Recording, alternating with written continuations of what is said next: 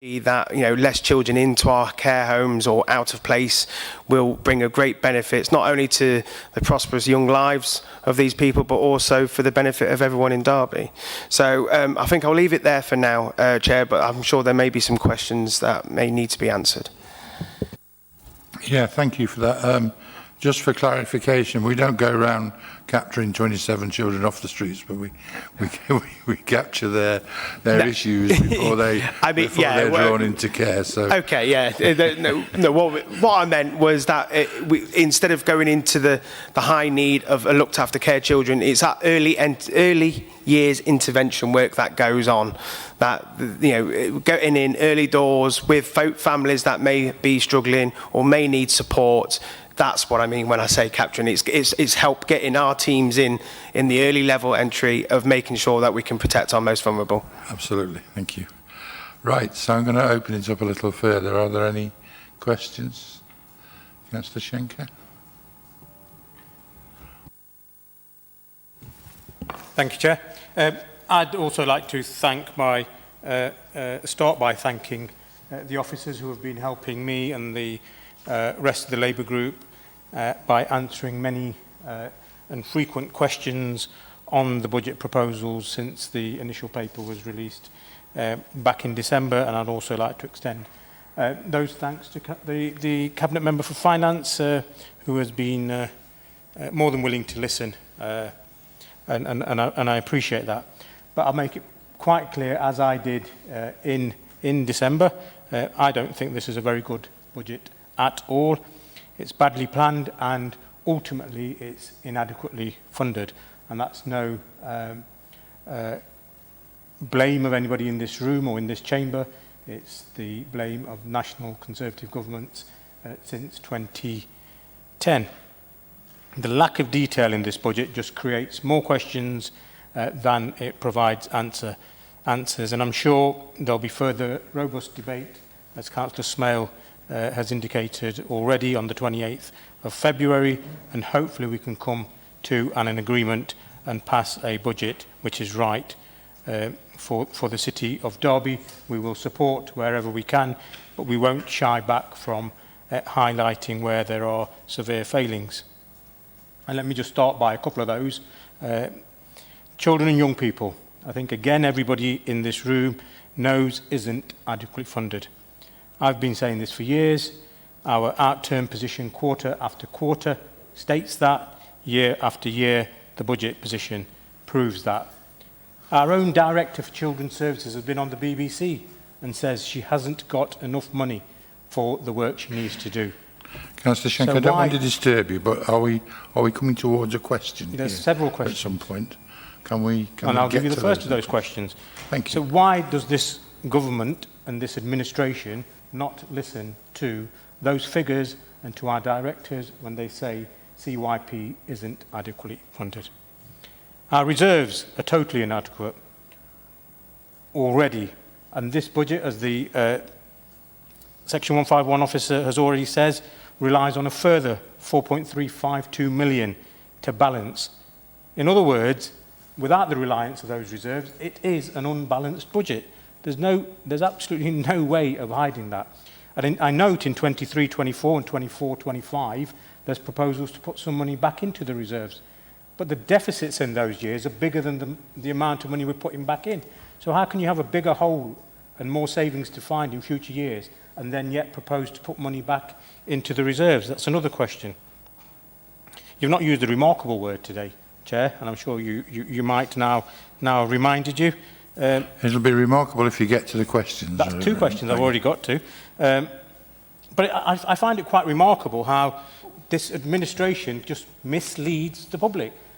And maybe it's just, you know, how your party nowadays follows the lead from the Prime Minister. On how many occasions have you said you will limit council tax increases to the bare minimum? And for me and for any other reasonably minded person, I think the bare minimum increase is 0%. For the 4 years you've set the budget, you've consistently set it at the maximum legal amount allowed. And this year, as well as the council tax going up to maximum legal amount allowed, there's a whopping increase in Derby Homes rent as well. And let me just return back to the lack of detail. And I'm sure we'll have more of those discussions in a couple of weeks. But just on the lack of detail in the budget that I mentioned earlier on, which I expect the Cabinet to just approve. I think hands will go up, whether these questions have been asked and answered before or whether they've not even occurred to you. I expect you to just absolutely put your hands up and approve this budget without really understanding some of the savings proposals in there and without, unfortunately, understanding the impact this will have on many of our residents across the detail. Just going back to my questions, and the Cabinet members hopefully can answer these rather than setting officers up. There's a line in the budget, I think it's page 32, about commercialisation. £800,000 savings on commercialisation. Next year, followed by 2 years of £250,000 each. So another £500,000 in years 3 and year 4. And given the waste of the botched Padley Centre move, the increased cost now with this pleasure boat proposal, what are we going to do to get commercially savvy, I think is the word that's been used. What are we going to do different to what we've been doing in the last 4 years, and what specific things are going to give us that 800,000? Because hopefully somebody in this room knows how we're going to get to that figure, and that's how it's found its way into the budget papers. Another question on another saving, and maybe the Deputy Leader, this is one for the Deputy Leader, it's his portfolio area. We're going to save £500,000 from an already pretty lean senior leadership team. Given that we have no structure that's been shared to say this is how them savings are coming, we've come up with a figure, a very rounded figure of £500,000. So how are them savings going to be made? What's the changes in the structure? Because surely what we should have done is come up with a structure, said this is what the structure looks like, and this is the saving that comes from that structure. It's just the wrong way around again. And we'll hear more of doing things the wrong way around when we talk about the Market Hall project. I'm aware it's now advertised publicly. There's a head of service role going into Derby Homes from the council. There's a role in Derby in the council which can do that role, got the capacity, got the skills. But we're creating another role in Derby Homes to mirror that. That's not a saving. That's additional cost. So, how can that be avoided, and what's this structure look like? Another question, Chair, you might want to answer all these in a minute. The Cabinet Member for CYP isn't here, but somebody hopefully can deputise for the Cabinet Member for CYP. £738,000 being saved in CYP on the reconfiguration of early help services in the areas of NEET and youth work. One sentence, £738,000. What's that mean? What's going to happen to the service? Is the service still being delivered? Is it being scaled back? Is it being chopped? Is it being cut? Is it being enhanced? Are we charging for it? What does it actually mean? And how do we get that £738,000? And I suspect not just I want to know the answer to that, but the Cabinet, before they approve that, probably want to know how that £738,000 is being saved there. So I think, Chair... Sorry, just before you go on, Baggy, just for your information, if you don't already know, Councillor Williams would have been here, but she's been called away to a family health emergency. It's the only reason she's not here. That's absolutely fine, and I think it's absolutely right. Her apologies have been given, and I wish her all the best. But maybe yourself as the leader or the deputy leader might want to take that question. And then final question, just for the Section 151 officer, based on his earlier statement. The reduced, which is welcome, the reduced reliance on reserves for this financial year of 1.8 million, is that the total predicted overspend of 1.8 million throughout the year, or does that already take into account the money we've took from reserves, particularly the COVID reserves at the beginning of the year? I think there's probably 7 questions there at least, Chair.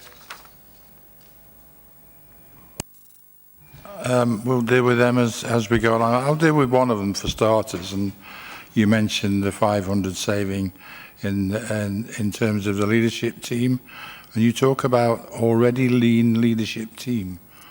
Well, it's an awful lot less lean than it was under your previous administration, when the previous leader was boasting about having the leanest senior leadership team in the country, having cut it almost to within an inch of its life. So the fact is that we and the chief executive, I'm speaking for him here, but and us consider that we're in a situation whereby the council has to make savings, then the senior leadership team cannot be exempt from that, and that's why we've received proposals from the chief executive to deal with that as a matter. So that deals with that one. In terms of council tax, yes, we've always said we'll keep it to a minimum, and the same applies this year.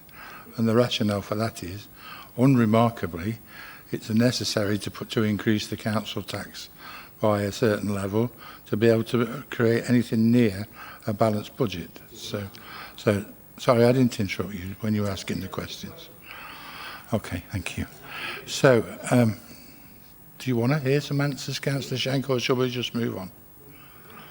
We'll have some answers for now. If you get, right, so you talked about a number of issues in CMYP, and as I've said, unfortunately, Councillor Williams can't be with us here tonight, this afternoon, but obviously Andy Smith is, and I'm going to ask him if he wanted to comment on those couple of issues, youth services and CYP funding in general. Andy, did you want to say anything? Yeah, I can come in briefly, and it's more than a reasonable question, and there was quite some debate about it when we went to CYP scrutiny, going through the savings as part of that process, and also just for information, Councillor Shankar had a good session with Councillor Martin going through some of the detail of the proposals in both the children's and adult space. So the line in the budget is around reconfiguration of early help services in the areas of NEET and youth work, and reconfiguration of the use of buildings 738. And this reflects, in many ways, the journey that we've been on in early help and social care services over the past couple of years, in terms of the service becoming more targeted in its approach. So focusing on the right people to get the right service at the right time. So, for example, the work that we've been doing in terms of our Staying Together team around trying to keep children out of the care system, which links back to Councillor Smell's point earlier, and the early help service becoming much more targeted in its approach, and targeted both in terms of the young people it works with, but also where services directly support social work and support the work we're doing to try and help manage some of that demand in children's social care. So when you look at the specific saving proposals that are in the MTFP that we've consulted on as part of this overall 738, there are some proposals in there in relation to youth work, connections, PAs, education, welfare, young carers, business support in terms of the support that's provided to parts of the early help and social care services, and also reconfiguring some of our children's centre buildings as well, and also the Darley Barn provision. So this is not about a reduction in those services in full. It's about a reconfiguration in the way in which those services are provided, and it's also about becoming more targeted.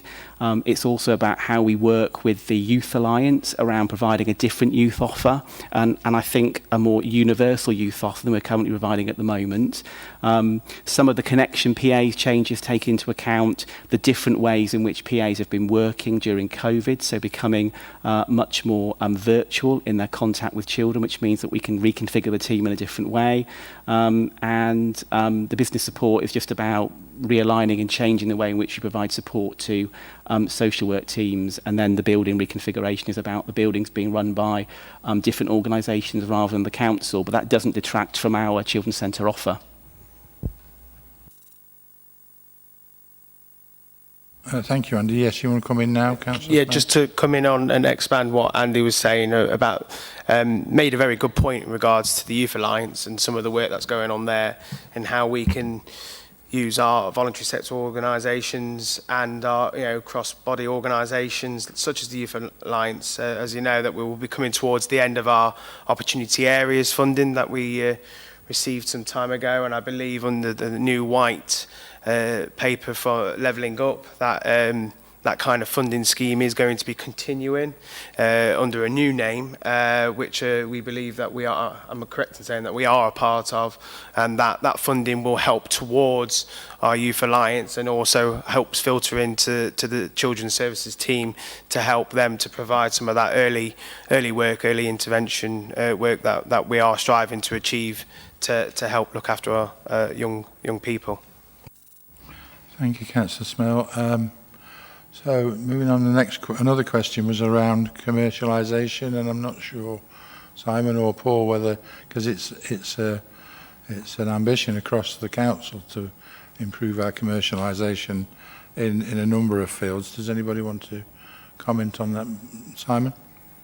Yes, thank you. And this question was raised by Councillor Dinser last night, and I believe an answer was also given at the scrutiny panel. In our enabling programme of working smarter, as well as trying to be as operationally efficient and effective as possible, we are looking right across the pieces of activity, understanding activity, opportunity for surplus capacity to be deployed in a different way, and also opportunities to trade.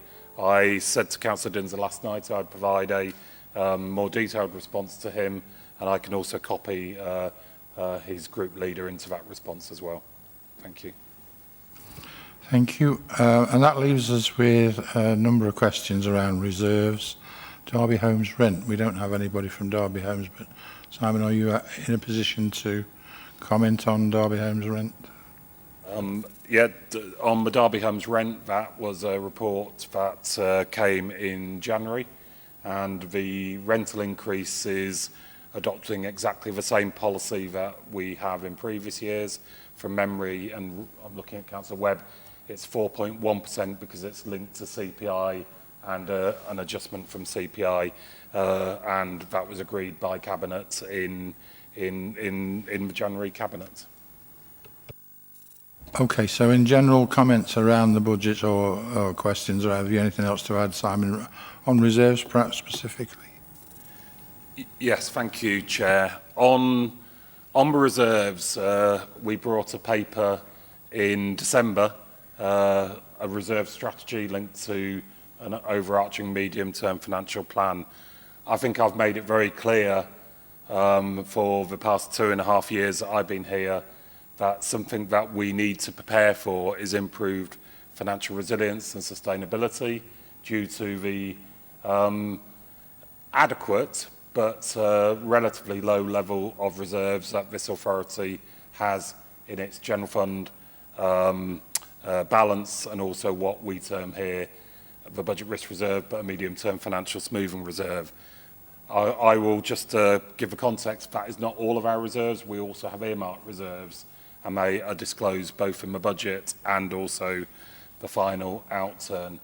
We have set an aspiration to improve financial resilience in that reserve strategy to a 5% of our net revenue expenditure being in the general fund balance, and also to create a medium-term financial plan smoothing reserve. The budget, therefore, explicitly sets out an intention to improve that through contribution of reserves, and clearly states as a consequence of that the savings targets that we'll have to aim for in year 2 and year 3 of this medium-term financial plan to achieve that, and that's detailed very clearly in the report. Just in respect of the comment that was made about the use of reserves, what I'm required to advise you on is, can you set a legally balanced budget?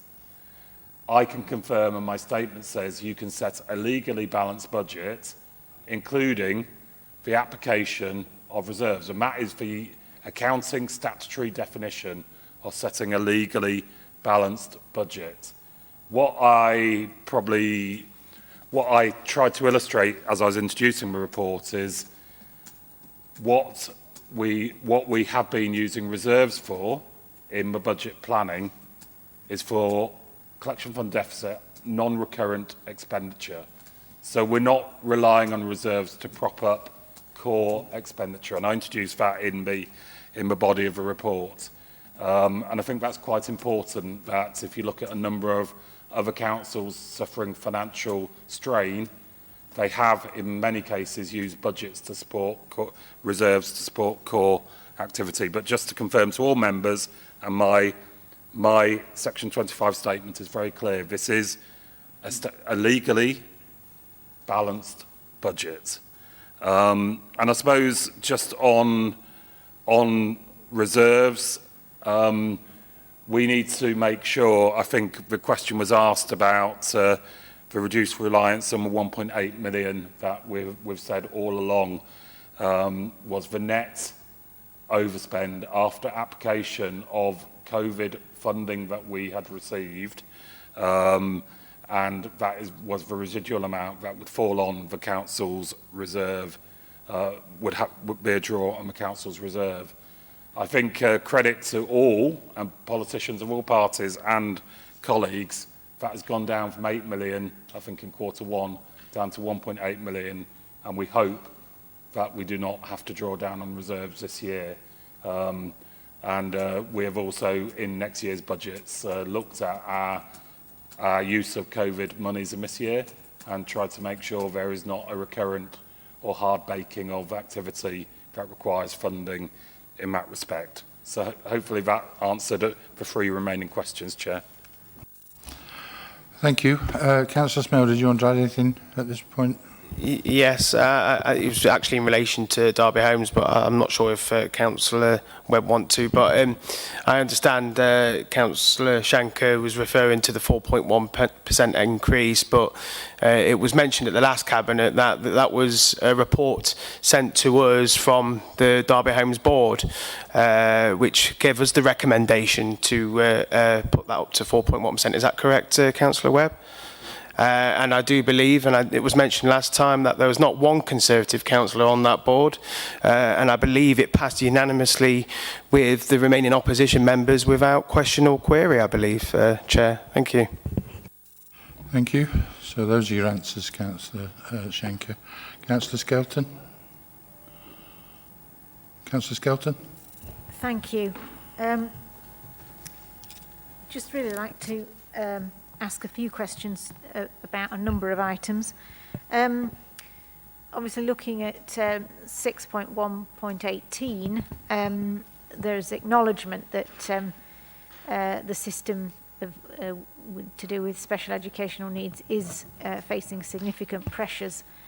I think all of us as councillors get a steady stream of casework from parents with children either who have special educational needs or it is suspected that they do. And a number of sort of things that seem to be happening too frequently is that when parents initially ask for some help, they're either told, well, there's nothing wrong. And they know in their own, they know their children well, they know something is not quite right. And they then feel, right, well, if I'm not being taken seriously at this very early stage, then I'm going to have to go through and exercise my legal rights, or the child's legal rights, to actually go down the EHCP process. And I think, obviously, there is a rising number of people asking for EHCP assessments. And obviously the law says that if someone has a special educational need, or it is suspected that they may do, they are entitled to go down that process. We might, if we were a bit smarter and actually listened initially to parents' concerns rather than dismissing them, and I'm not saying that's all the fault of people at the council, schools need to be better switched on as well.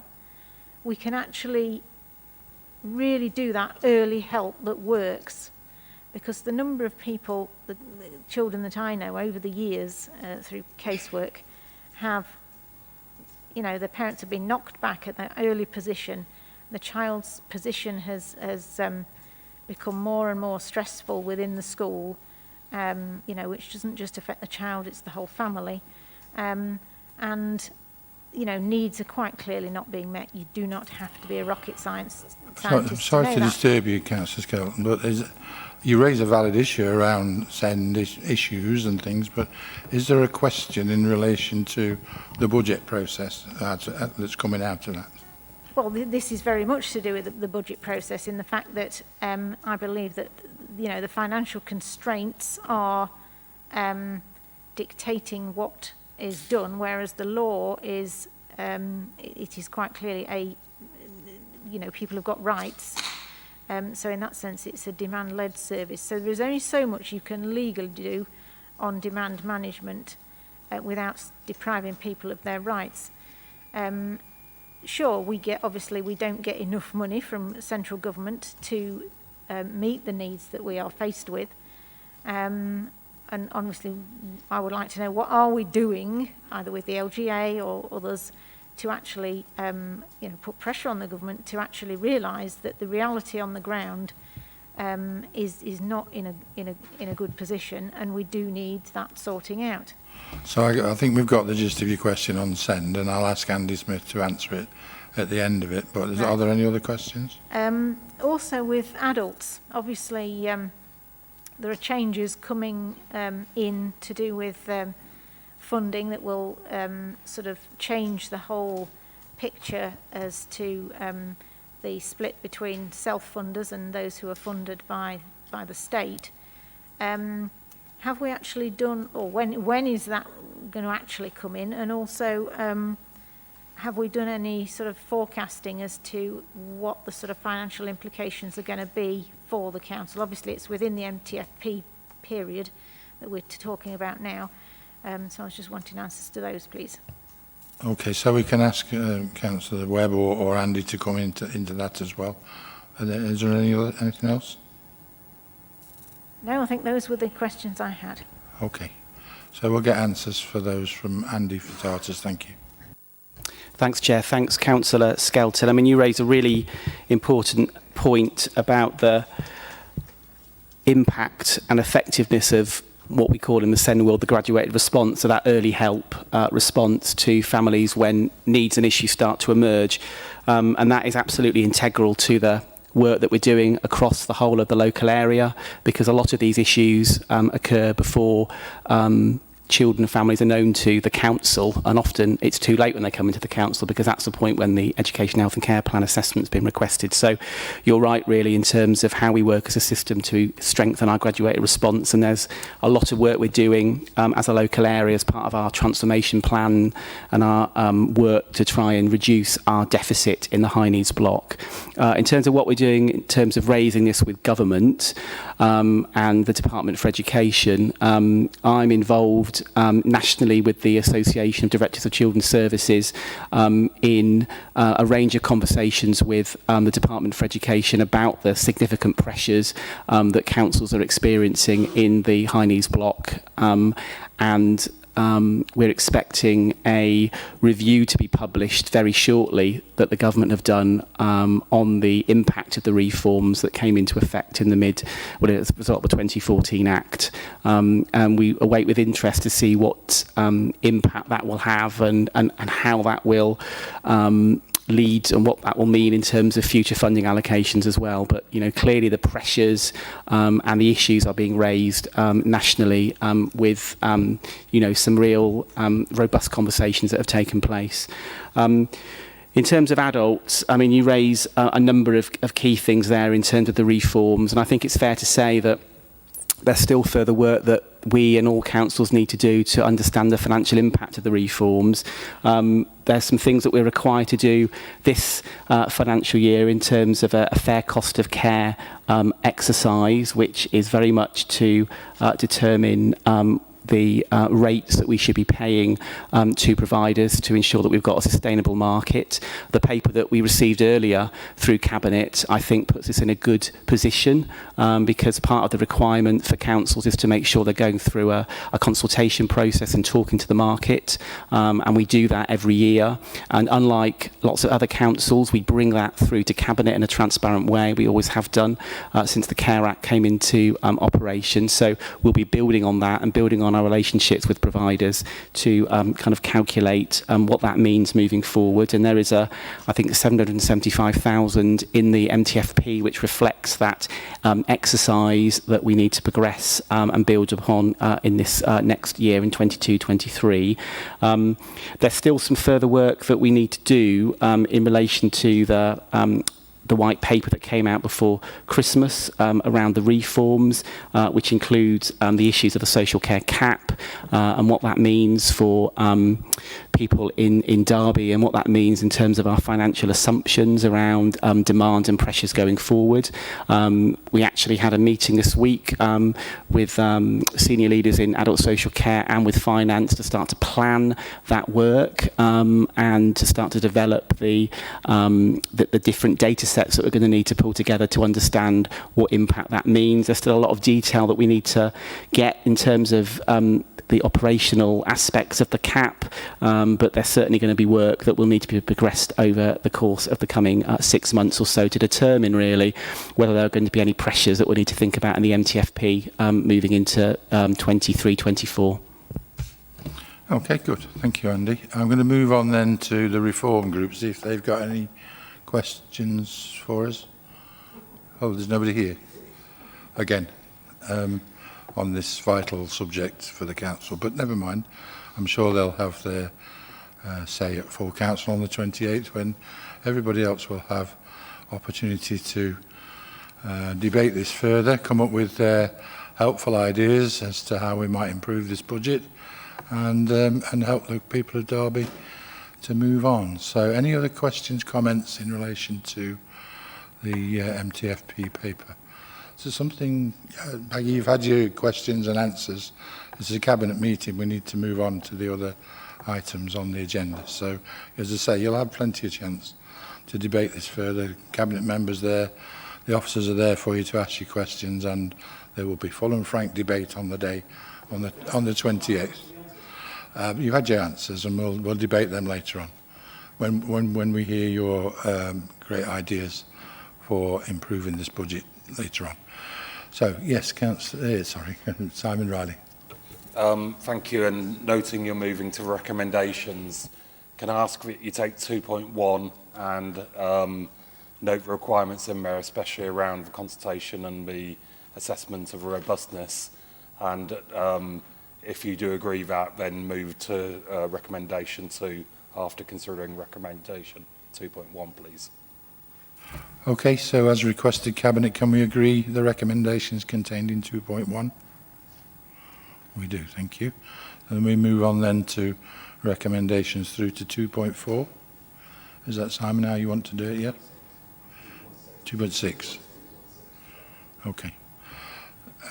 We can agree the recommendations through to 2.6.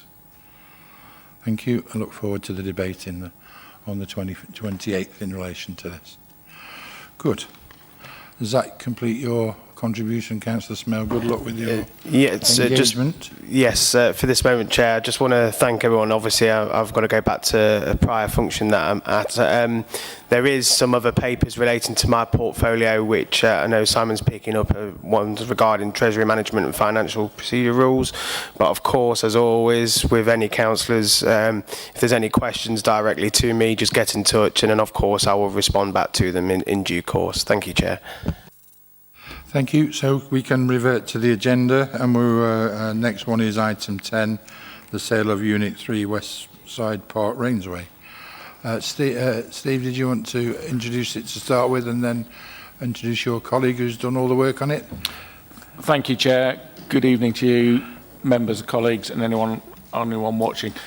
Joanna Rees on my left has drafted the paper. However, actually, just before this, she has in fact asked that I present it, although I don't like taking credit for colleagues' hard work. So she is available to answer any questions specifically, but with her request, I'm happy to present it if that's all right, Chair. So this paper is in 2 sections, the second being item 19 on the agenda and confidential for commercially sensitive reasons.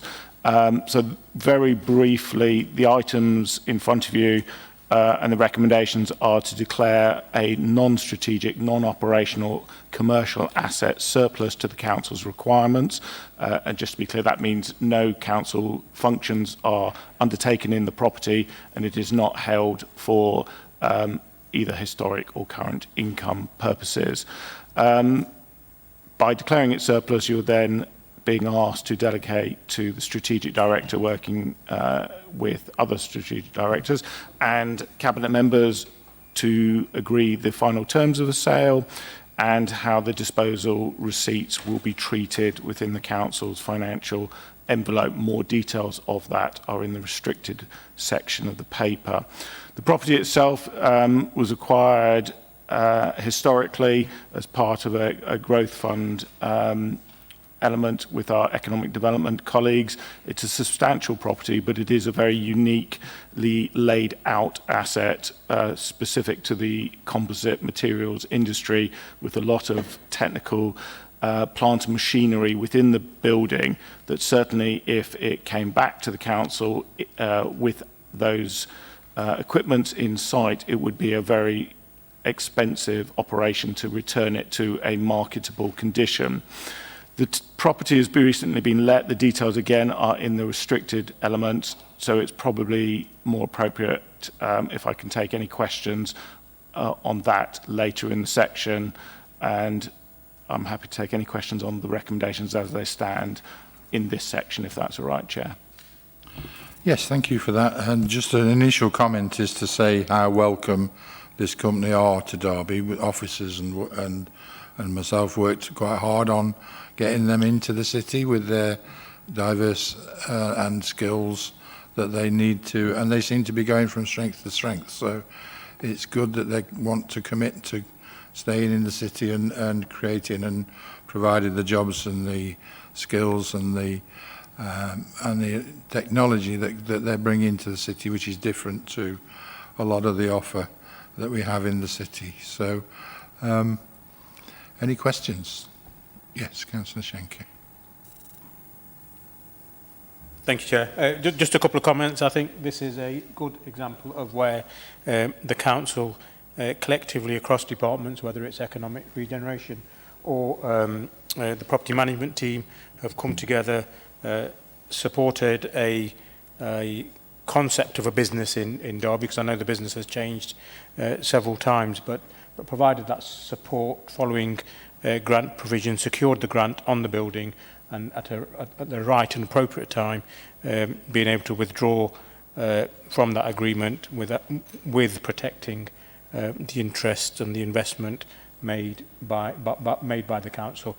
It's important when circumstances like this do arise that the council can have the ability to intervene, and I'm sure in this case by doing so has secured a number of highly skilled, highly technical jobs for Derby.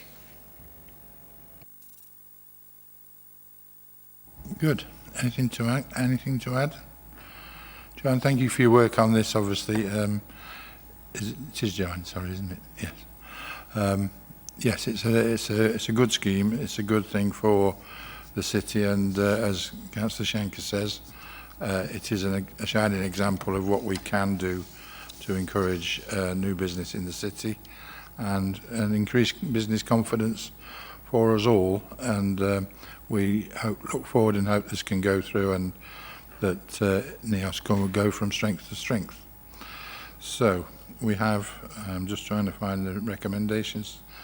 Steve, recommendations? Recommendations 2.1 to 2.4, Chair, are the delegations to directors declaring it surplus and the direction of the capital receipts. Thank you, Chair. Thank you. Can they be agreed, Cabinet? Agreed, thank you. Moving on then to item 11, the Market Hall transformation. Simon? Thank you, Chair. If I can just guide you into this report. It's a main report and a business plan attached to it. So just to take you back to November 2020, at that time, Cabinet approved a budget for phase 1 of a market hall of just about 14.3 million, and for phase 2 design work of 1.6 million, so a total of 15.9 million. In that report, it said, to note, report will be brought back at a future cabinet following completion or confirmation of a future High Streets Fund and final detail of phase 2. So this is the report which follows on from that previous paper in November 2020. We reported previously that the future High Streets Fund was announced. I think it was on Boxing Day over a year ago, and that was 9.430 million allocated to the Market Hall project. And in here, if I can just remind you of, if you want to call it, the background to this report, it was to secure sufficient funding to deliver the latest internal transformation works, informed by updated rebid 2 design costings, which have now formed the basis of this report, and add the budget to the capital programme together with the 9.4 million future High Streets Fund. The report also brings out that it's to deliver the commitment to transform the Derby Market Hall into a flexible retail, food and drink and leisure space capable of meeting the needs of Derby residents and visitors and supporting the development of a wider city offer in line with the City Centre Master Plan 2030 and contribute towards the city's recovery following the COVID-19 pandemic. And the business plan, I think, picks up all those themes that we have previously agreed, both in this council and also in our future High Streets Fund, that the market needs to deliver against objectives of commercial viability, a key destination, entrepreneurial space, creative space, and alignment to the city centre ecosystem. And in paragraph 1.1 of the business plan, it sets down some of those objectives, that we're trying to achieve with here. Another objective is to bring back into use a strategically located Grade 2 listed building following a programme of extensive roof repairs, which was the main part of phase 1. So just going back to how I started, that budget was 14.257 million, and that is being currently delivered, expected to be finished in the summer, on time and on budget, in line with the allocation provided by the council towards phase 1. And it was also to provide a 30-year life for the upgrading of all mechanical, electrical and plumbing provision. And this is again a key part of this next stage, which is around putting those services in, providing level access across the floor, and many other, if you want to call it hidden, as well as visible improvements to the infrastructure and functionality of the Market Hall. The report also talks about initiating steps to develop a suitable proposal for redevelopment of the Lockup Yard and Fish Market area, and to progress the Osmonbrook Square public realm design to gain greater cost certainty. Just before I go on to the financial context, the business case sets down the objectives as well as some of the operation of the Market Hall, including in illustrative layouts, the opening hours to increase the functionality and use of the Market Hall over a longer period of time, and some steers about trader mix. It's about vibrancy, it's about diversification, it's about creativity and everything else. And for example, we will be able to engage with creative partners in the city in respect to some of the units on the balcony and indeed the ground floor, in bringing some of that creative activity into the Market Hall, encouraging people to visit, dwell and see it as a destination rather than just a shopping location. And again, the business plan builds that up. The business plan also sets down our assumptions of the financial operating model based on prudent assessments of occupancy and also the type of charging framework that we got. And it will move us from what was previously a subsidy budget into a surplus budget by year 3. And there's, I think, a helpful graph that helps to illustrate that. We hope that is a prudent estimate based on the 67 units that we have identified. So In terms of the financial request in here, that's detailed in paragraph 7.1. And you can see there that there is a costed estimate based on a high level of preparation by our contractor Waits at this stage of 16.6 million. There's some client costs and contingencies and other phase 2 costs. So a total cost for this phase of £21 million, or just short of £21 million. There is some funding approved in November 2020 in respect of the design work, and I've also mentioned the Future High Streets Fund. So that left a remaining gap that we are seeking in this report, funding to be approved of £9.849 million. I think it's also important, if you look at that report, to just highlight within the figures I've just quoted, there's a contract risk assessment register of 1.9 million, and more of that is detailed in the exempt appendix later on.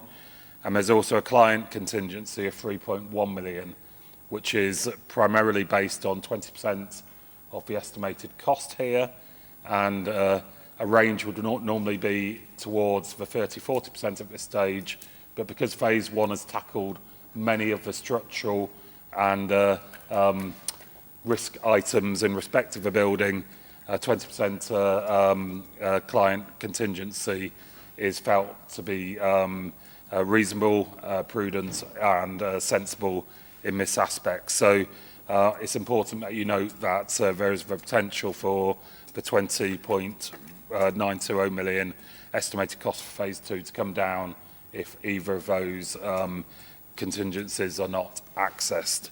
So overall, there is a paper in the exempt session which talks about what is in scope, what is the costed risk elements, that we have worked very well across a multi-department team in this council, and I can give more details in the confidential appendix.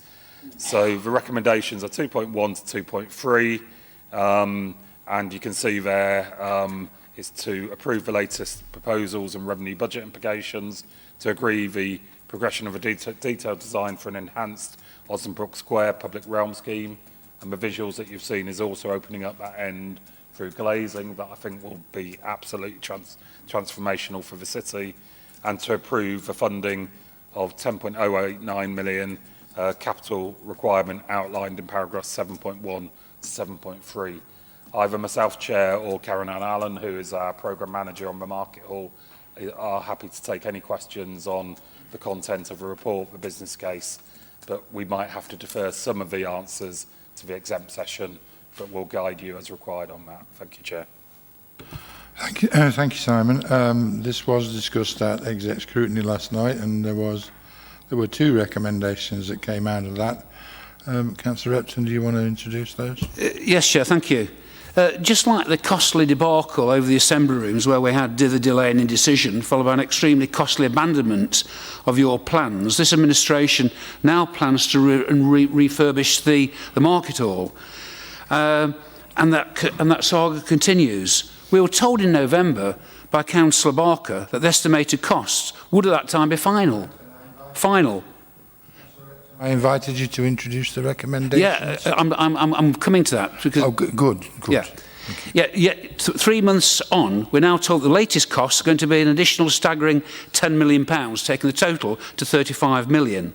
And the recommendation is? And if these budgets have been kept under control, we would have the money to build a new pool in the city. So therefore, the executive scrutiny last night recommended to Cabinet there is now an immediate and thorough re-examination of all the plans and all the costs for the Market Hall refurbishment, with the aim to make savings that can pay for a replacement centrally located pool in line with the motion that was passed at the last full council meeting. Thank you, Chair. Thank you, Councillor Repton. Initial comment in relation to this is that, we have an iconic Market Hall, which is one of the best and biggest buildings in the city centre, which is Grade 2 listed, and we have a duty and a legal responsibility to refurbish or to look after that and maintain that, and it absolutely makes sense to refurbish it now. And any suggestion that we should do anything that would look like mothballing it whilst we build a swimming pool is just not relevant. We have a duty to look after it now. But we have the senior responsible officer for the project and the finance officer for the council with us, who can, I'm going to ask if he wishes to make any comment in relation to the suggestion that we need to re-examine all the plans and the costs for the market hall, or whether he wishes to explain the process and the project team involved. Mr. Riley. Thank you, Chair. As you highlighted, in addition to my role as for Section 151 officer, I've been the senior responsible officer for this project for over 12 months, building on the good work that Steve Kaplan brought it forward in respect of the market hall. I think I would give a series of assurances, not only from, as I said, this multidisciplinary team who have worked in partnership with Waits to look at every aspect of the market hall, to look at all the design principles, to look at all the options for both what we need to add into the market hall and what we could value engineer out. That is an ongoing process, but fundamentally there was a period of between 10 and 12 weeks where we did a thorough design review.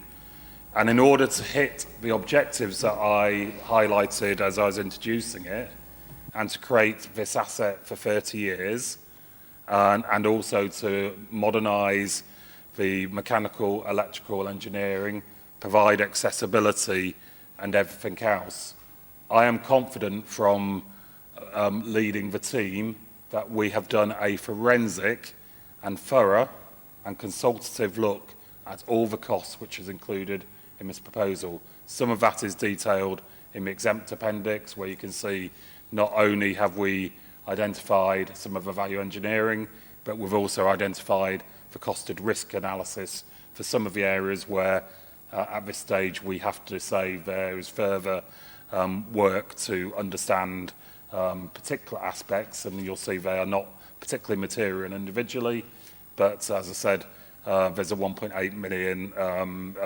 contract risk assessment. I feel alongside that, with the contingencies that I've set and the basis of the 20% client contingency, that this should be containable within the funding we're sourcing at the moment. And I also take comfort from phase one that the budget that we did for phase one, again based on taking it from REBA stage through to delivery, is that the phase one is being delivered on time and within the budget specified. So I take comfort that we can move from phase one to phase two in line with the budget envelope being sought tonight. And I think the report in the exempt appendix hopefully should give you comfort that thorough forensic and collective review has happened in respect of fulfilling the transformational elements of this market hall. Thank you, Chair. Thank you. I was going to ask Councillor Repton for some clarity on the second recommendation, but it seems he's gone without listening to the answer to the first recommendation. But anyway, Councillor Skelton, it was Councillor Kerr was at the meeting last night, I think. She was, and brought this second recommendation online forward as well, while this item was being dealt with. Sorry, before you come on, Ruth, can I just, what I need clarity on is whether or not Councillor Kerr was referring to scrutiny of the progress of the scheme before it opens or after, or both? I think both, because obviously when you read the business plan, obviously it sort of talks at least 18 months beforehand, because they're anticipating potentially at that sort of timescale employing at least one person to start the process of identifying people, stall holders and other people that would be in there. So I think it's sort of at that point, so from when, you know, that first member of staff is employed, monitoring then what is in the business plan, because it goes back and sort of starts from then. So the starting right through to the opening, and obviously the continuing, because it talks about obviously over the number of years, obviously it will take to build up the business as it is, so yeah, that whole process over several years, I believe Councillor Kerr was talking about. Okay, thank you. So, Simon, it's clear that the success of this project depends on the work put in advance in terms of creating the facility and its objective and whatever, but also I think it's right to say there's plans for an early appointment of somebody to manage the process and to work towards that end. Is that right? Yes, the business plan clearly sets down that we want to try and get in a very experienced market and events manager, hopefully 18 months before the planned opening in 2024, to help us make sure that we meet the objectives set down in the business plan. This is a major project which is backed up by the gateway process of the project management office, and obviously part of that is the gateway reviews in respect of strategic business case, full business case, delivery, review, lessons learned and everything else. So I can give Councillor Skelton assurance that by the fact it's a major project, both from the transition and in the original implementation, we will be monitoring this very closely. We'll be reporting it through our performance monitoring, and when it gets to steady state, obviously you'll be picking up any impact in our regular quarterly budget monitoring that can be scrutinised. Hopefully that gives you assurance. Thank you, and I can assure you we'll be remarkably open and transparent about the way it's done in terms of working with the public and with the businesses of the city to be able to make this thing work well. Was there anything else, Ruth? Yes. Thank you, Chair. I think obviously there's been quite a bit of debate over the past several days about this. I think what members of the public really want to know is what things have actually caused the increase of this, obviously just over £10 million in the additional capital that's required. Can I suggest we could spend another 2 hours on the reasons why the costs have increased? The detail is there. It's anything from what we found, what we've not found, from having to manufacture bricks to meet with the listed building status, the conservation side of things, and I'm sure Simon would be happy to brief you on the details in relation to that cost offline, if that's okay. Is that all right, Simon? Yes, and just referencing back to the November 2020, where it was said that as we reached this stage, we'd bring a full report confirming future High Streets Fund and Mariba Stage 2 design. That decision back in November 2020 referenced Phase 1 and the design work for Phase 2, as I explained in my introduction. Thank you, Chair. Okay. Ruth, is that okay? Yes, I would very much value some offline more detail about this. Okay. Thank you. Is that it? Okay, Baggy. Thank you, Chair. And that mention of being open and transparent was probably quite a good lead into what I've got to say and a few questions I'd like to answer. But simply put, and I think you've just confirmed it there, although the reports don't quite indicate this, this is a significant increase of circa £10 million to the costs above the Cabinet report of November 20. I highlighted at the time that Phase 2 cost could not be reliable as the design was very immature at that stage. This is a significant overspend, and anybody without the prior knowledge on this project probably doesn't pick that up clearly reading this report and the report in the private part of this meeting. I've even gone back. It's quite useful to look at the YouTube recordings of our meetings nowadays. And I asked for what we call a stop and fix of the project at that stage, and it was refused, but I appreciate Simon appears to suggest a similar process. So that was actually carried out. I won't say you were in exactly that chair, Councillor Poulter, you were sat at home. But your response was, we don't need to do a stop and fix.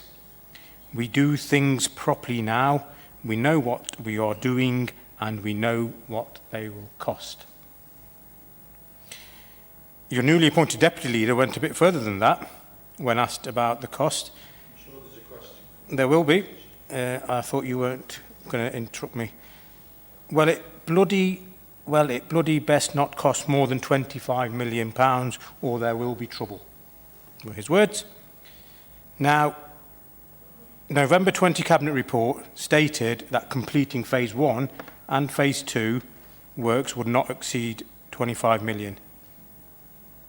And again, I warned on how we could say that, given we didn't even know the scope and the requirements at that time of what we were trying to do. Similar to what I mentioned earlier on about the budget, we seem to say we're going to spend this much money or save this much money, and we haven't nailed scope and requirements. It's just a bizarre way of doing things.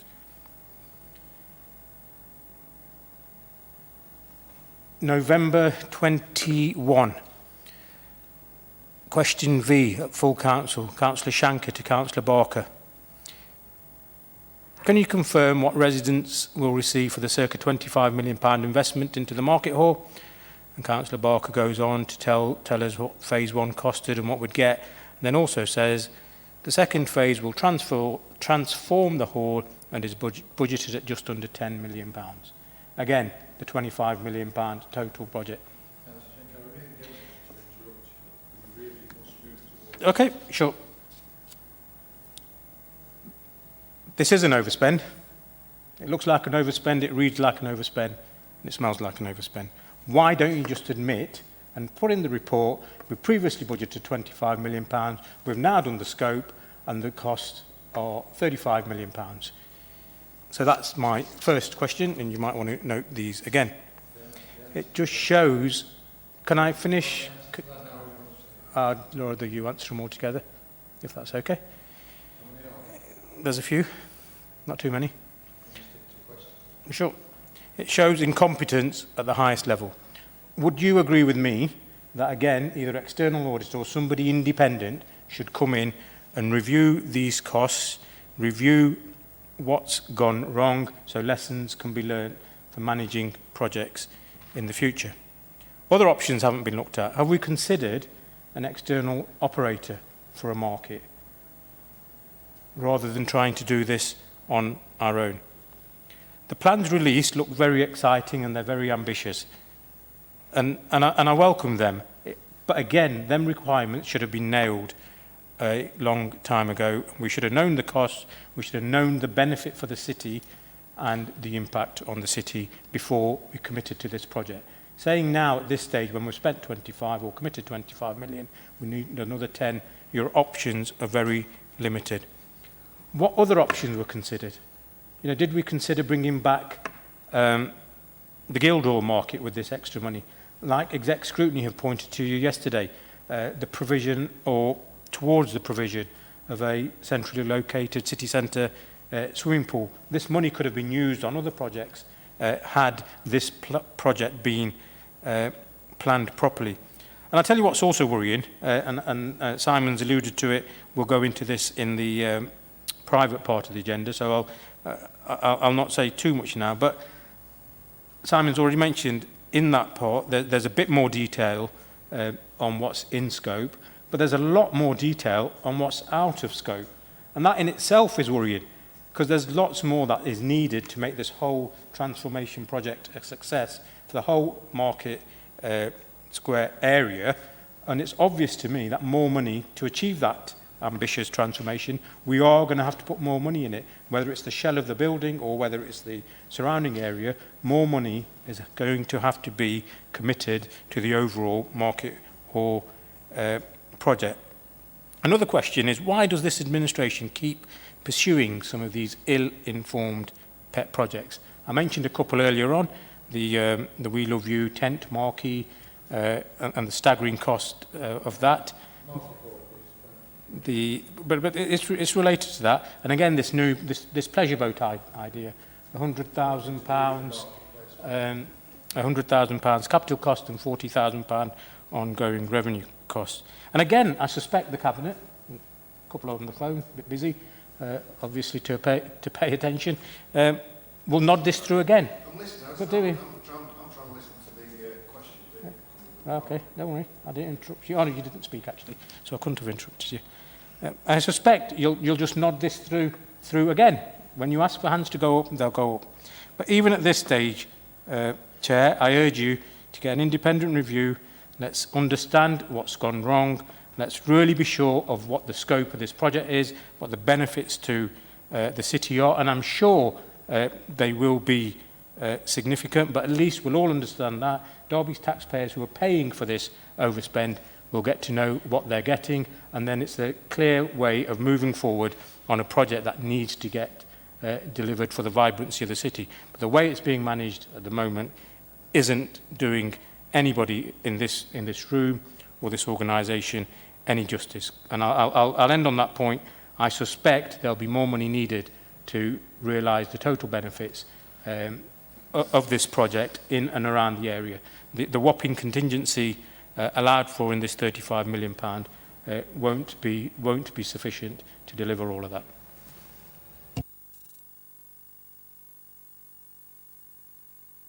On the riverboat, it's nothing to do with the market hall. On the Love You Derby tent, as you call it, that does no longer exist, and there's nothing to do with the marketplace, with the market hall. On private operator, I have to say, there's a slight deviation from your normal views on encouraging us to use private operators compared to the swimming pool, which is nothing to do with... Just to clarify, Paul, I didn't encourage you to use it. I asked you to consider the option. Semantics again, Councillor Shanker. In answer to all your questions, no, there is no need for an independent review. We have a project team, as been described. We've had the reassurances from the finance officer and joint SRO on this. There is no need for an independent review. We are on top of it, and we will deliver what we need to deliver.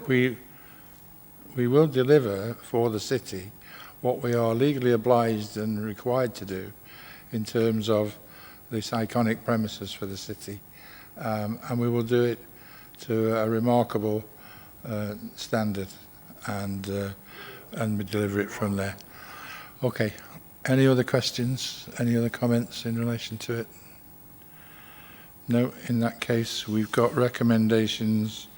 I think it's 2.3, 2.1 to 2.8, but we need to agree 2.1 to 2.3 first. Anyway, 2.1 to 2.3 is agreed. Yes. And then recommendations 2.3 to 2.8. Thank you. Okay, moving on. Item 12 is the council plan. Heather has been presumably sitting very quietly and patiently for the last hour and a half. Heather. Thank you very much, Chair. In December 2021, Cabinet considered a draft council plan alongside the medium-term financial plan proposals covering 2022 to 2025. The plan was focused on working with the city, for the city, and includes 4 key partnership themes. So green city, city of growth, vibrant city, resilient city. So as Simon reported on the medium-term financial plan, we've undertaken considerable consultation over the last month. So that's included public consultation, consultation with exec scrutiny, stakeholder meetings with, for example, Voices in Action and community hubs, considerable partner consultation, and also with council colleagues. So in total, we received 108 responses to the public consultation. The green city theme was ranked as the most important priority theme in terms of that consultation that we received. And resilient city, so a safe city where those who need support can access support at the right time for them, was assessed as the most important outcome. A summary of the feedback and also the action that we have taken as a result of that feedback is presented in paragraph 4.8 and is supported by some details in Appendix 1. We have made changes to the plan as a result of this feedback, and that's highlighted in Appendix 3, and those changes are shown in yellow. But I think overwhelmingly there has been considerable support from both the public consultation and also partner feedback that we've received. It's worth noting we've also completed an equality impact assessment, which is shown in Appendix 2. So in terms of recommendations, they're shown from 2.1 onwards, but essentially what we would like is for Cabinet to approve the draft council plan and to refer it to full council at the end of March alongside the MTFP. I'm happy to take any questions on it. Thank you, Heather, for that. The first thing to say is another big thank you to yourself and your team for the detail and the attention to detail you've applied in helping us formulate this council plan. I can't remember, I don't know of any other time when such consultation with the various boards, with the scrutiny, with our partners across the city, have never had so much input into a council plan. And I like the council plan greatly, but what I am confident is that it will shape not only our budgets, but our priorities and the way we look after the city for years to come. And thank you for that content.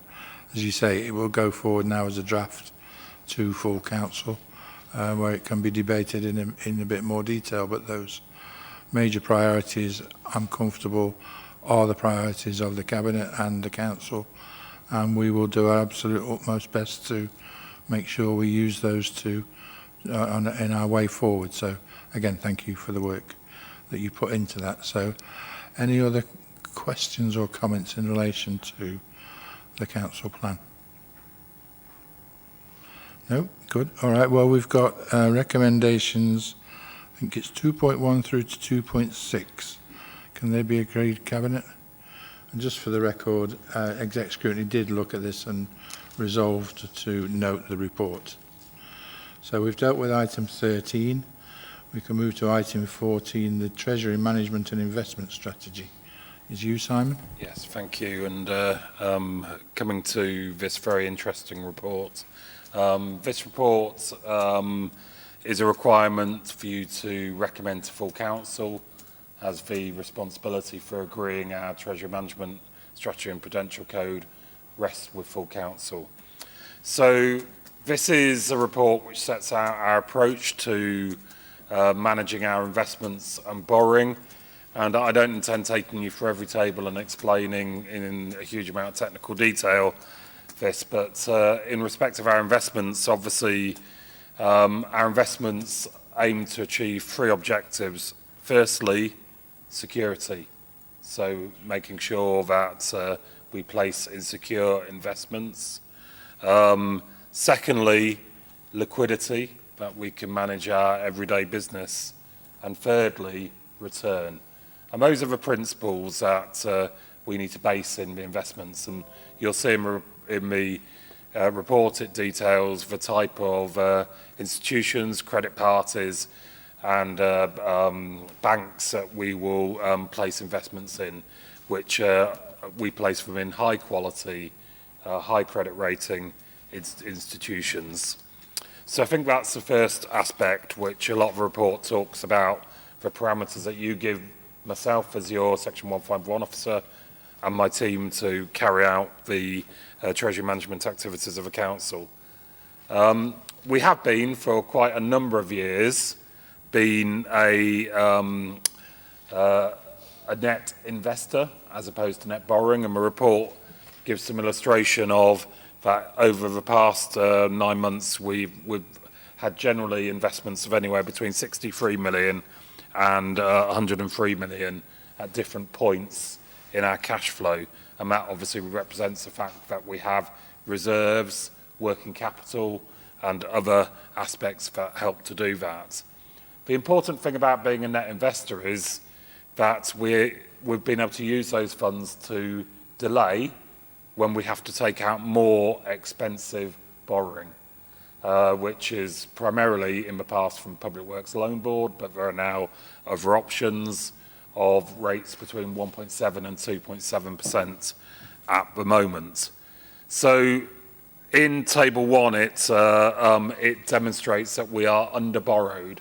So our capital financing requirement is what we have got permission to borrow to fund the capital programme in the past and in the current financial year, and we are under-borrowed significantly against that. And obviously that proactive Treasury management approach has allowed us not to incur those debt charges in our medium-term financial plan.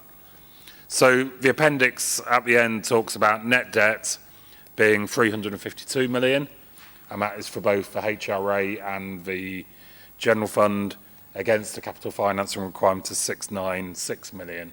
So you can see that for a number of years and for a number of political administrations during that time, we've been in a situation, I think, since 2008, where we have not had to go out and incur more expensive borrowing because we've been able to use our own internal investments to help fund the capital programme and everything else. And I think that's a very positive position for this City Council.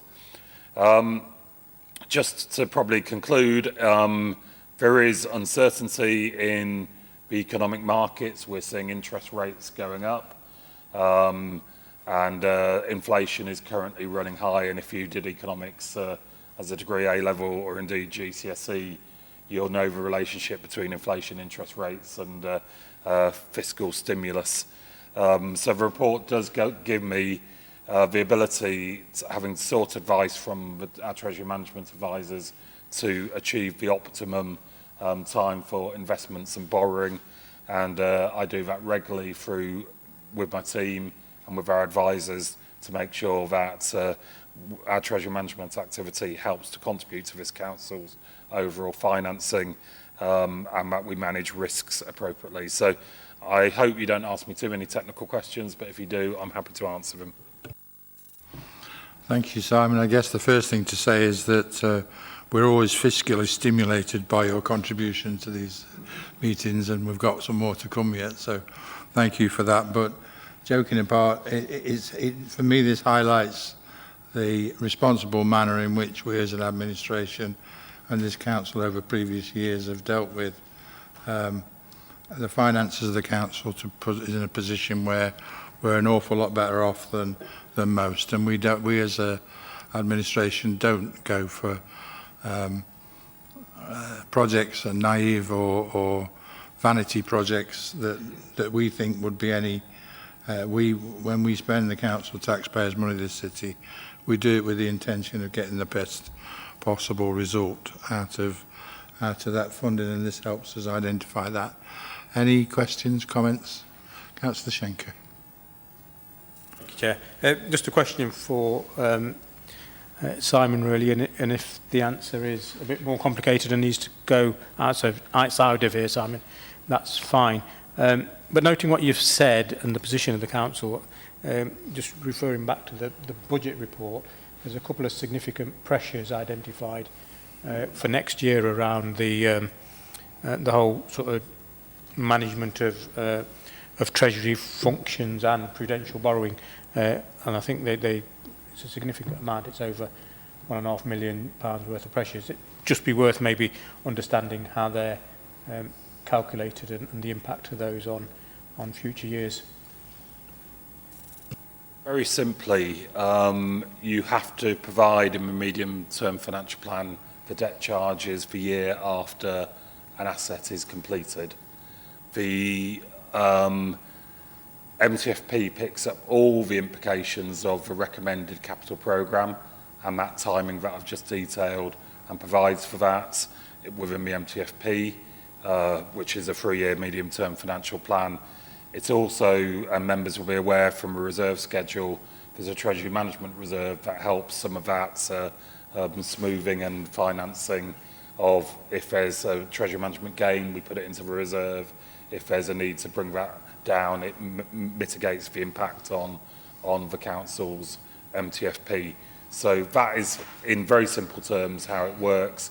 But the medium-term financial plan is consistent with the capital programme, and the Treasury management indicators, which is in the budget report for potential indicators, is consistent with our planned investment. Hopefully that's a sufficient answer, but if not, I'm happy to brief Councillor Shanker outside over a very long, cold glass of water. Okay, so for the record, Exec Scrutiny resolved to note this report when they considered it. Has anybody else want to come in? Anybody here from Reform yet? No, I can't see anybody. Then we'll move to the recommendations that are 2.1 and 2.2. Can those be agreed? Super. Well, then we've got another exciting report in relation to item 15, I believe, the Q3 financial monitoring. I mean, have we dealt with that sufficiently? Okay. Thank you, Chair. And I've teed this up in probably a couple of reports earlier. The headline here is that the Council's financial management and the response that we made to the emerging budget pressure that we experienced in Q1 is continuing to reap benefits, and that's in respect of the headline overspend that is currently forecast to require a drawdown on reserves is 1.8 million. That's down from 4 million in the previous reported position and down from 8 million in the sort of Q1. We have quite clearly in previous reports talked about where some of the pressures were being experienced, including children's social care, pay pressures, and other demand and other regulatory requirements, and the report takes you through each of those categories in turn. I think we have responded well to the challenge of having to contain our spend within our budget. We have two spending review panels, one being a spending review panel and one being a placement review panel, which references the attention we give to the children and adult placements. This report does give some comfort that, as I think Councillor Smale mentioned about the demand management work, is that we are having some significant success in managing the number of children coming into care through the Educare team, the Staying Put team. We are getting increased time in the courts for adoptions and other special guardianship orders and other areas.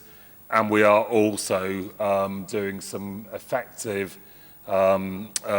transitions of people in the looked after children's team into the most appropriate setting and the most appropriate stage, and that has led to a reduction in cost. And I draw your attention to what we've started to put in this report, which is graphs in respect of looked after children numbers. There's a graph in 4.1.20 which shows that our number of looked after children has actually reduced from where it was in August of around 666 to what was in December 643, and has further reduced by since then.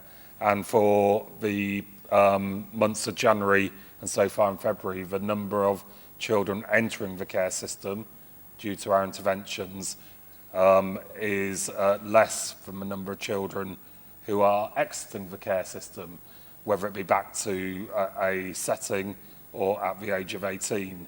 So there are a lot of positive trends in terms of the numbers, but I would caution you to recognise that the sufficiency of the care market for children's placements is still under extraordinary strain, and we've previously reported the inflationary pressures in that sector.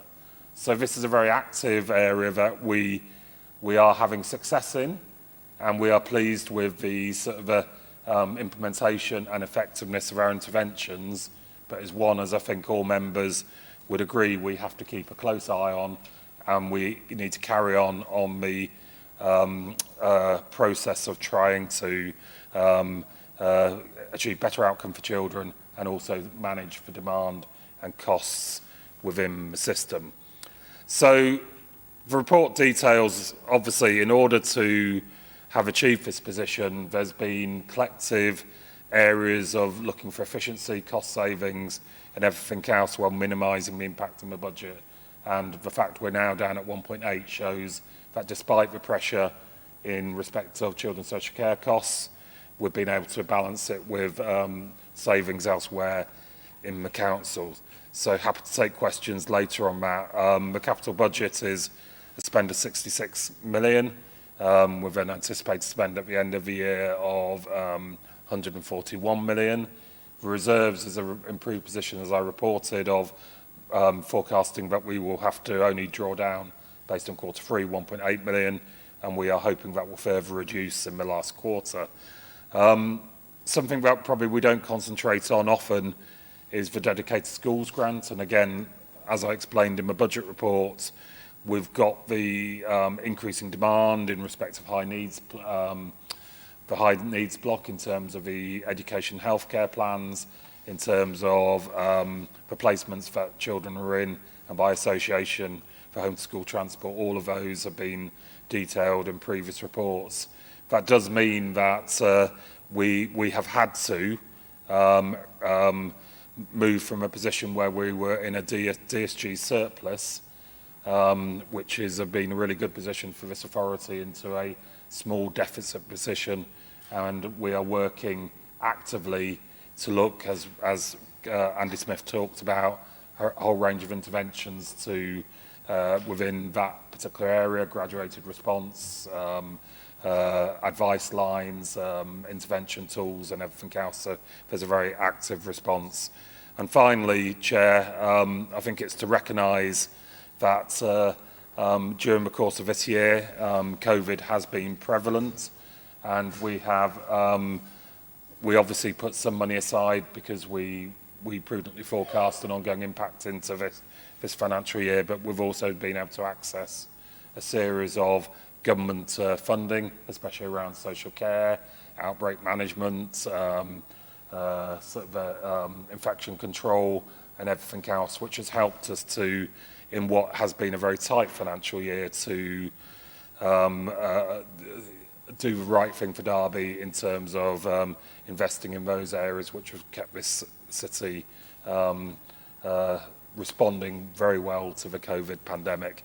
So I could go into many more details, but I'm happy to take any questions or portfolio holders to bring out the main aspects. Thank you. Thank you, Simon. For the record, the Exec Scrutiny looked at this report and resolved to note it last night. Councillor Barker.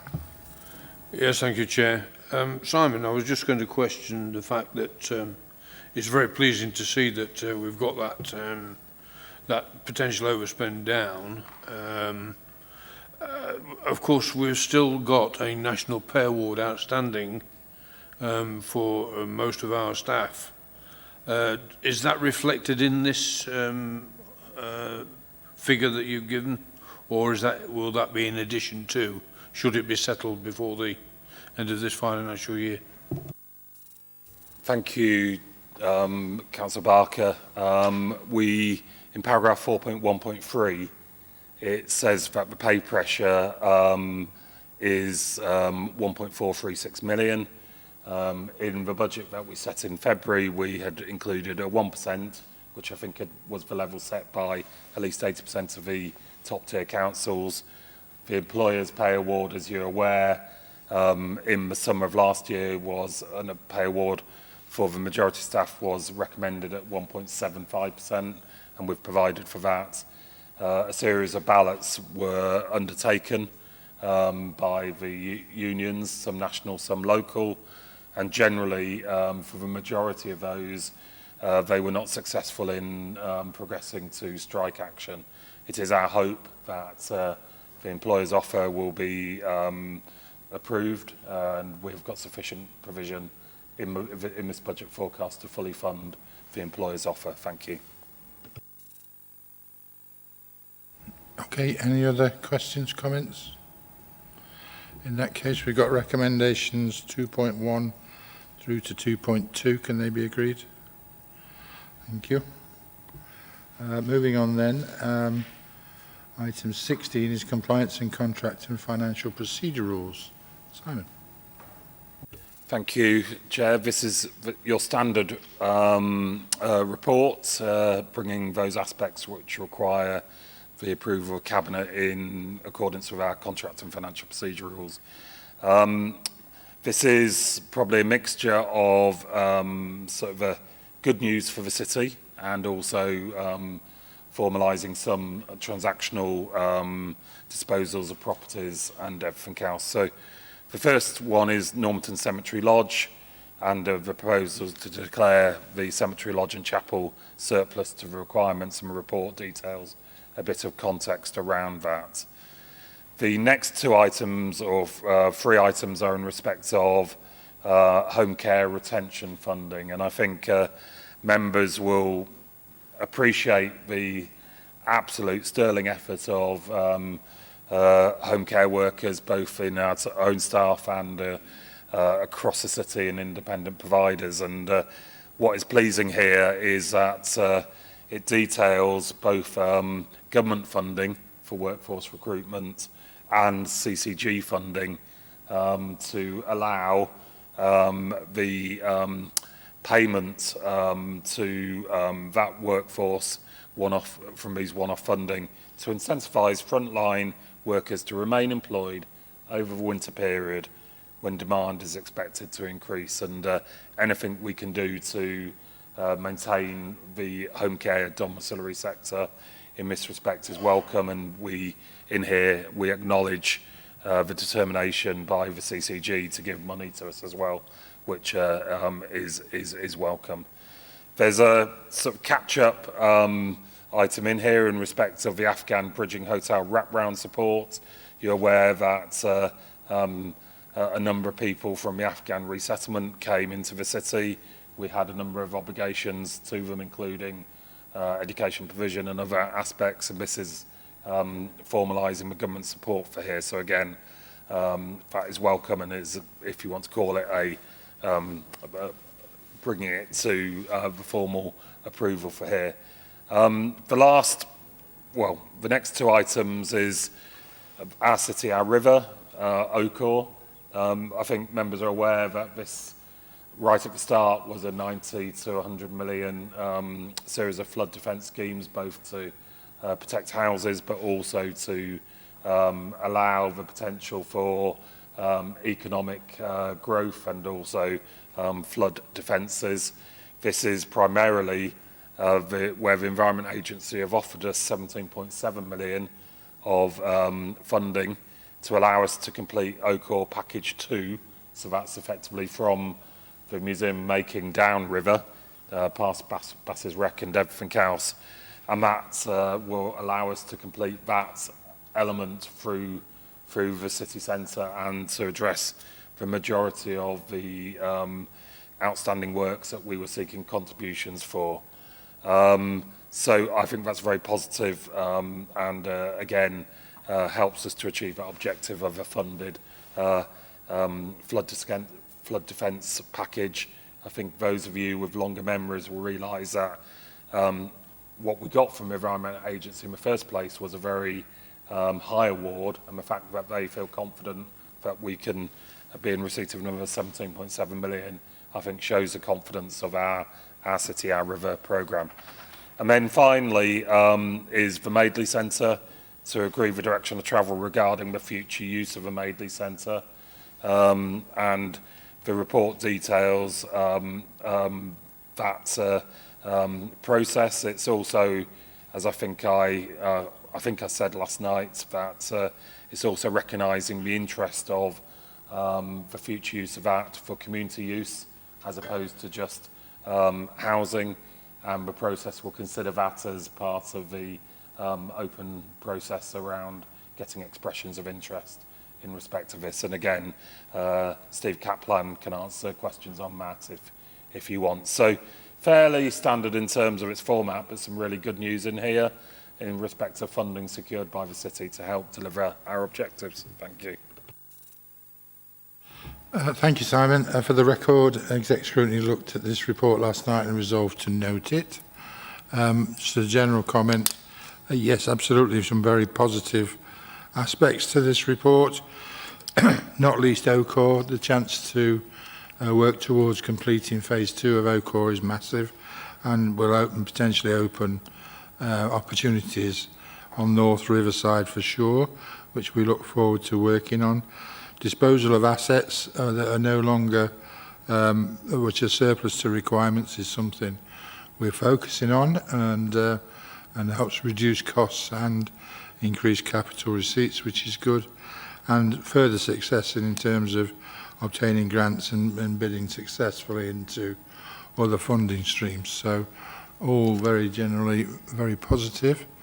Does anybody else have any other comments?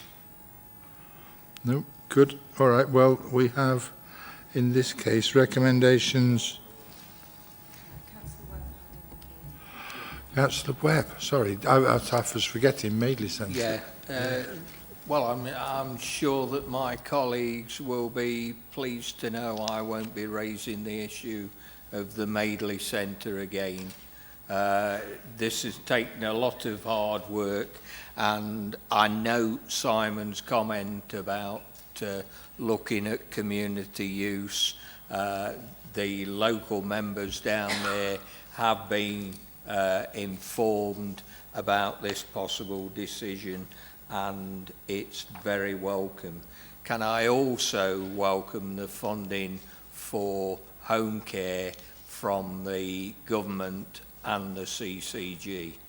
The people that have been working in our home care system have done a brilliant job over COVID, and recognition of that by both government and the clinical commissioning group is welcomed and appreciated.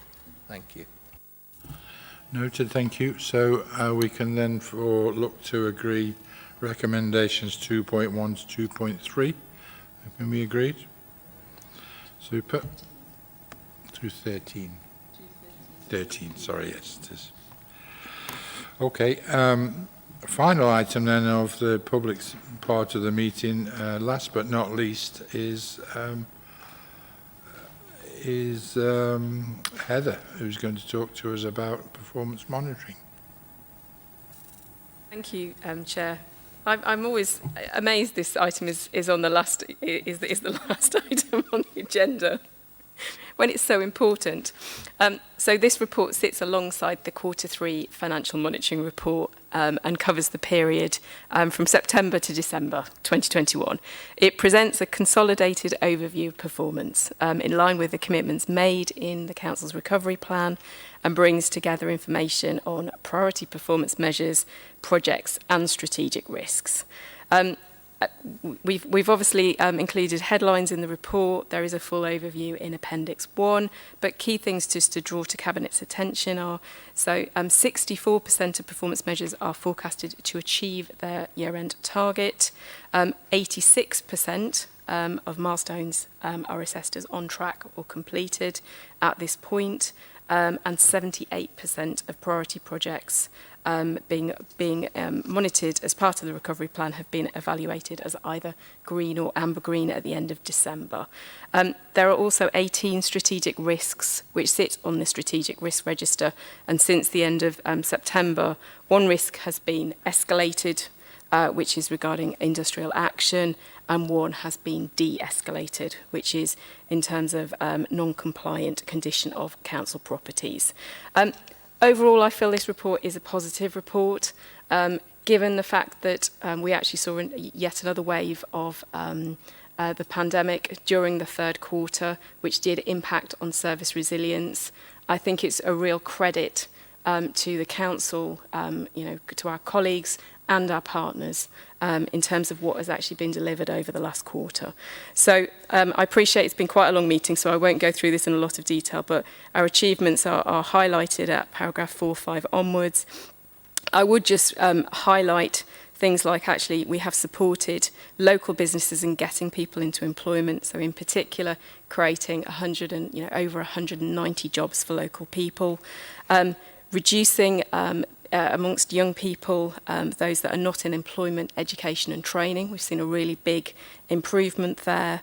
During the period, we also had a re-inspection of our Special Educational Needs and Disability Service from Ofsted, which again, where positive progress was reported. And also, in terms of our Derby Live team, attendances at events produced, over the period included over 300,000 people, which is really, really great. We have also strengthened our arrangements around programme and project management with the implementation of a new project management platform, which is really, really helpful. So we have also identified areas for development, so they include things like sickness absence, and also a number of our risks have increased in school in terms of scoring, but we are proactively managing those and including mitigating actions. We continue to be, I think, proactive in terms of our performance and our risk management, and we have a number of areas identified that will be looked at as part of Q4, and that's also shown within the report. I'm really happy to take any questions on this, but there is a lot of information contained within Appendix 1 that is worth having a look at. Thank you. Thank you. I do believe Councillor Barker's got a question for you or a comment. Yes, it was a statement more than a question, if I'm allowed, Chair.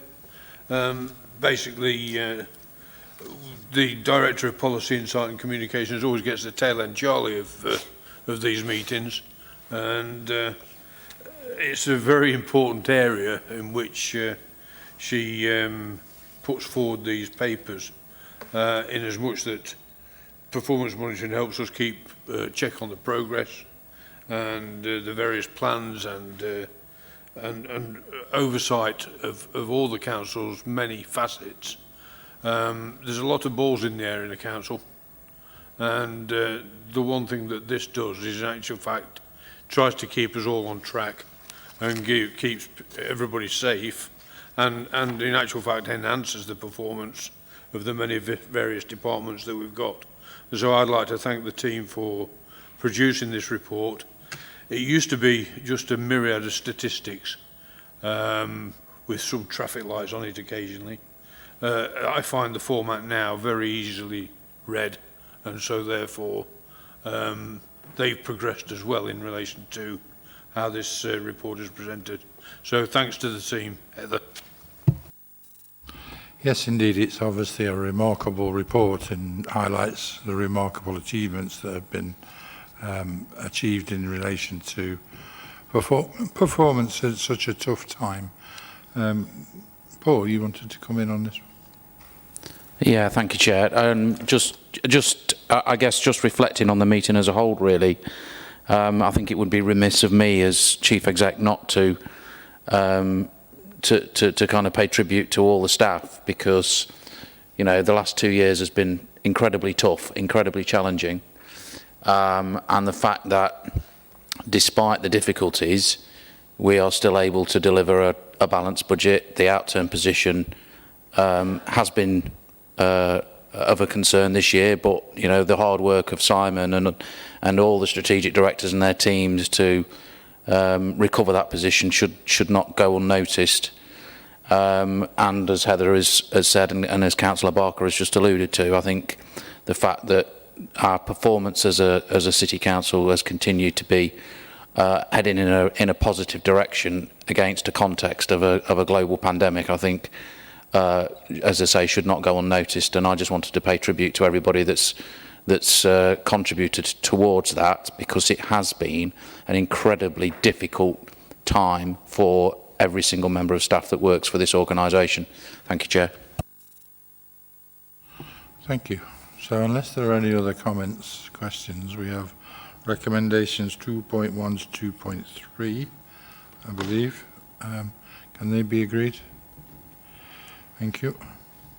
So it leads us to item 18, whereby I'm going to ask the Cabinet to resolve that under section 100A of the Local Government Act 1972, the press and public be excluded from the meeting during the discussions of the following item on the grounds that it involves the likely disclosure of exempt information as defined in paragraph 3 of Part 1 of Schedule 12A of the Act, and that the public interest in maintaining the exemption outweighs the public interest in disclosing the information.